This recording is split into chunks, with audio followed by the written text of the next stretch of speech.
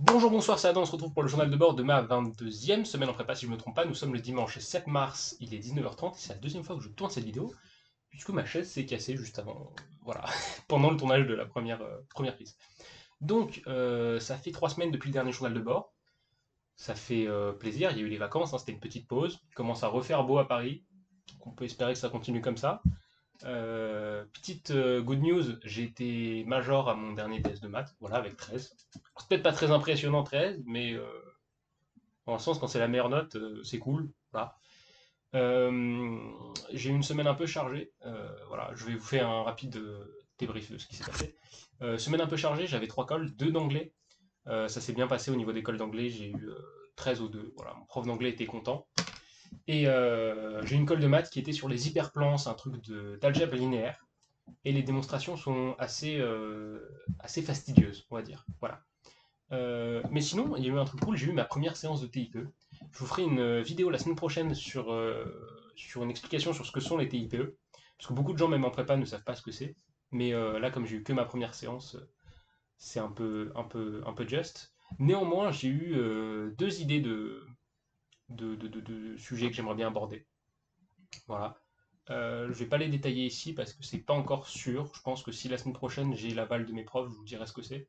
Mais sinon, c'est pas la peine s'il n'y a pas d'intérêt. Voilà. Qu'est-ce qu'il y a eu d'autre cette semaine? Une petite dissertation de français en 2 heures. Donc le grand 1 rédigé, plus introduction, plus un plan détaillé. Voilà. C'était. Je vais pas en parler. Sinon, au final, c'était une semaine c'est bizarre. Elle est passée assez vite cette semaine, mais en même temps, il y avait pas mal de choses à faire. Un peu comme toujours en prépa. Voilà, mais par contre, je me suis rendu compte d'un truc vraiment je sais pas trop quel effet ça me fait, mais en tout cas, je m'en suis rendu compte, c'est qu'on est déjà bien plus proche de la fin de l'année que du début. C'est-à-dire que là, il reste 2 semaines de vacances dans un mois et demi, et après, c'est fini. Il n'y a plus rien jusqu'au 3 juillet. Voilà. J'ose à peine imaginer ce que ça fait aux deuxième année, qui, eux, du coup, bah, se rapprochent de plus en plus des concours, hein, finalement. Même moi aussi, je me rapproche techniquement de plus en plus des concours. J'ai encore un an de marge. Voilà.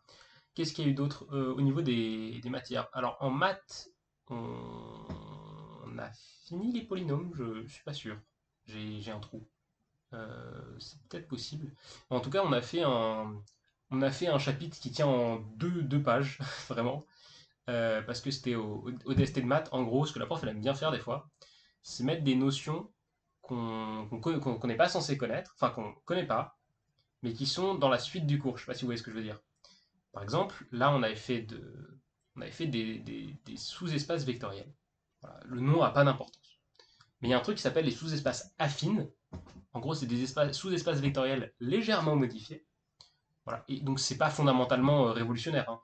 Mais du coup, au lieu de le faire en cours, on l'a d'abord eu en DST, où en gros, le sujet nous guidait sur la construction de sous-espaces affines et leurs propriétés. En gros, on devait démontrer des propriétés qu'on a montrées ensuite dans le cours cette semaine. Donc voilà. En vrai, c'est cool comme façon de faire, hein. Ça oblige les gens à comprendre de quoi ils parlent. Mais voilà. En physique, on a fini les trucs sur la structure électronique. Et là, on a commencé le truc sur un chapitre sur les mouvements des particules chargées. Ça a l'air assez cool, mais c'est déjà fort peu avenant. Voilà, c'est un peu inquiétant. Le- les premières formules qu'on voit. Enfin non, déjà la première force qu'on voit, c'est une force qu'on connaissait déjà, la force de Lorentz.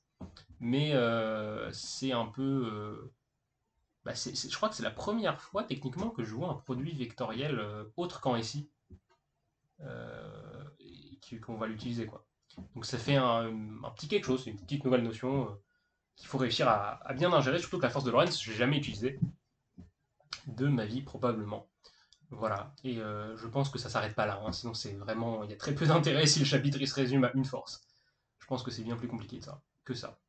En maths, je l'ai déjà dit. En anglais, bon, on fait toujours de l'anglais, c'est cool, voilà. En français, on n'en parle pas. Et en info, on a continué.